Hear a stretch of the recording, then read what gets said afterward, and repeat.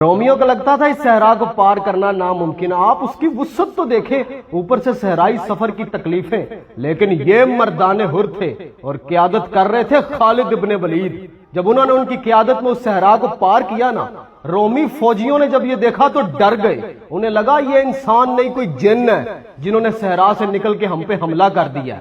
Romeo के पास बहुत बड़ी फौज थी, ऊपर से जदीद आर्मर्ड खुर्द और ज़िरा बख्तरें। रोमियो के एक जर्नैल में अपने हालात और मुसलमानों की तादाद को देख के बड़ी रौनक टपक आई। उसने बड़े तकब्बुर से कहा, तुम अरब लोग नंगे पैर फिरने वाले, सूस मार खाने वाले, गो खाने वाले आ गए हो ईस्टर्न रोमन एम्पायर को तहे तेज करने के लिए। तुम्हें गल्ला चाहिए, अनाज चाहिए, रोटी चाहिए, माल चाहिए, लो हमसे और जाओ वापस। इस पे खालिद इब्न वलीद ने जो खत लिखा ना, बादशाह रोम का दिल दहल गया होगा पढ़ के।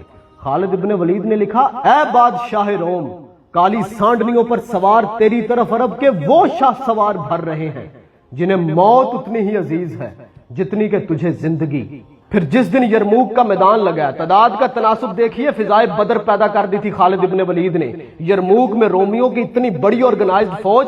अब्दुल्ला बिन उमर फरमाते हैं, उस रोज हम शायरी भूल गए, but look at the attitude of Khalid Ibn Walid. आप सैफुल्लाह के एटीट्यूड तो देखिए जरा, घोड़े पे सवार है, लश्कर मीलों दूर तक फैला होगा रोमियों का। उसे देख के फरमाते हैं, अगर मेरे घोड़े के सुम पुराने ना हुए होते तो रोमी इससे दुगनी फौज भी ले आते तो मैंने देख लेता। जिस धज से कोई मक्तल में गया वो शान सलामत रहती है। ये जान तो आनी जानी है, इस जान की तो कोई बात नहीं। उन्हें जंग से इतनी मोहब्बत ही कहते हैं। अगर एक तरफ पहली रात की नई नवेली दुल्हन हो, दूसरी तरफ करकता जारा, ठठरती सर्दी, तूफानी मौसम और उसमें जंग लड़नी हो, तो खालिद इब्न वलीद जंग लड़ेगा। उन्होंने बिस्तरे मर्ग पे आके कहा था, दुनिया के सारे बुज़दिलों को मेरा पैगाम दे दो कि जब तक मौत लिखी ना हो, मौत खुद जिंदगी की हिफाजत करती है। दहाइयों बाद मुसलमानों में से फिर एक और शेर उठा था जिसने कहा, मैंने शुजात और दलेरी हैदर कर्रार से सीखी है और मैंने जंगी चालें खालिद इब्न वलीद से सीखी हैं। उसने बैतुल मुकद्दस फतह किया था। दुनिया उसे सुल्तान सलाहुद्दीन अयूबी के नाम से जानती है। उस दौर में एक बड़ई ने अखरोट की लकड़ी से एक मिंबर तमीर किया था, बड़ा खूबसूरत। दूर दूर से लोग उसे आगे देखते, ताजर उसकी कीमत लगाते। वो कहता था कि इसकी कीमत पैसों में नहीं है। फिर अरसा गुजर गया, एक बच्चा आया उसके पास। उसने कहा, ये मिंबर मुझे दे दो। वो बुजुर्ग हो चुका था। उसने पूछा, इसका क्या करोगे? उसने कहा, मैं बड़ा होकर जंग करूंगा, बैतुल मुकद्दस फतह करूंगा और इसे मस्जिद अक्सा में रखूंगा।